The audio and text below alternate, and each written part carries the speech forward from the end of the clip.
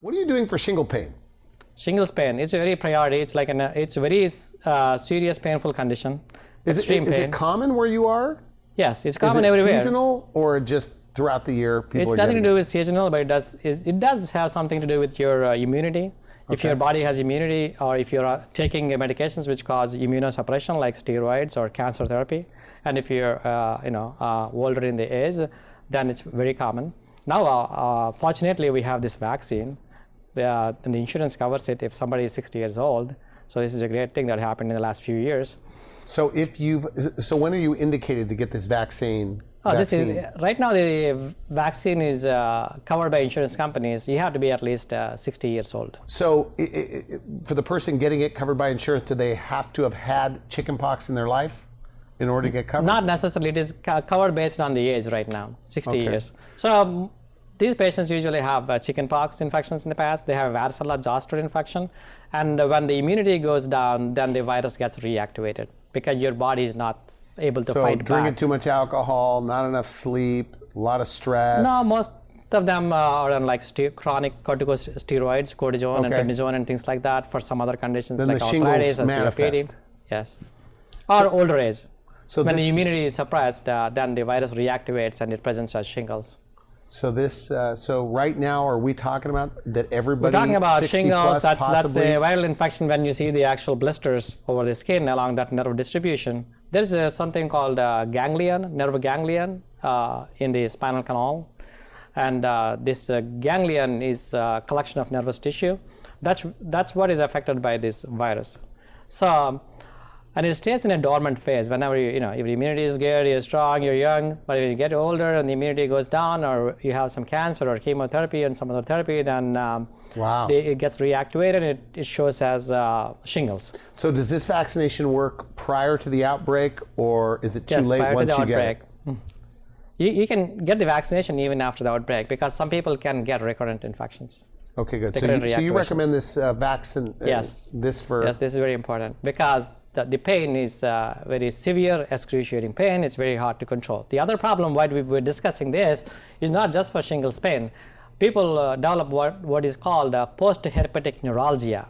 That is after shingles. Okay. So usually the shingles lesions are supposed to heal in 6 to 8 weeks. They're supposed to disappear, heal, everything should be good. What happens is in younger patients, it heals and then patients probably will have pain for 2 more weeks and it's gone. But in the older people, especially if you take the population about 60 years age, 70% of the people seem to develop post-herpetic neuralgia after the shingles. Okay. That means they have pain for several months to years or even lifelong. After these blisters go away. Okay. So that is very hard to control. It's a neuropathic pain. It's from the nerves that are affected from the shingles infection. Say the neural ganglia we talked about, where the virus stays, it kind of becomes like a scar tissue. Okay. When it's scar tissue, then the nerves are all scarred in that ganglia. So when the nerves are scarred, the blood circulation to the nerves is affected, and also the balance between the larger and smaller fibers in that ganglia is disturbed. So there's a theory that the brain transmits the pain impulses non-stop, and the patients feel pain, and it's very hard to treat this condition. Okay, but are you endorsing if you're 60 plus, and especially if you had chickenpox as a child, get this vaccination? Yes. Is that right? Yes. Even if you haven't had chickenpox? Sometimes you don't know what you had. Okay. Most of the times you think. So everybody should get it over 60? Yeah, because when you had this chickenpox and things like that, you were very, real child, and especially if you don't have somebody, in your family which knew you for a long time and told you have a chickenpox, it's hard to find out. Yeah. Okay. Now, what about the people? We got about a minute left. For people that have shingles, they have the symptoms right now. They didn't do the vaccination. What do you do for those people? Oh, when they have shingles, they know it's a severe pain, excruciating pain. They go to their primary care provider. Usually they started on the antiviral medications, some topicals and oral medications. And also some people do better with antidepressants like amitriptyline, nortriptyline, and the neuropathic pain medications such as gabapentin, Lyrica.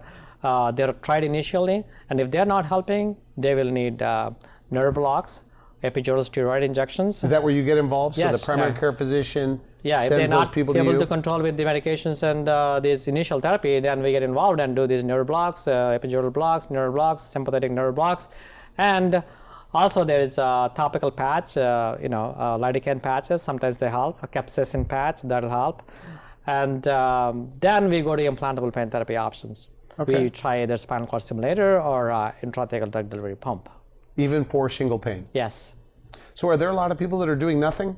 They're just letting it work itself out in 6 weeks? Absolutely, because a lot of people are unaware of this condition, post-herpetic neuralgia, that if the shingles pain is not addressed initially, they may develop this condition.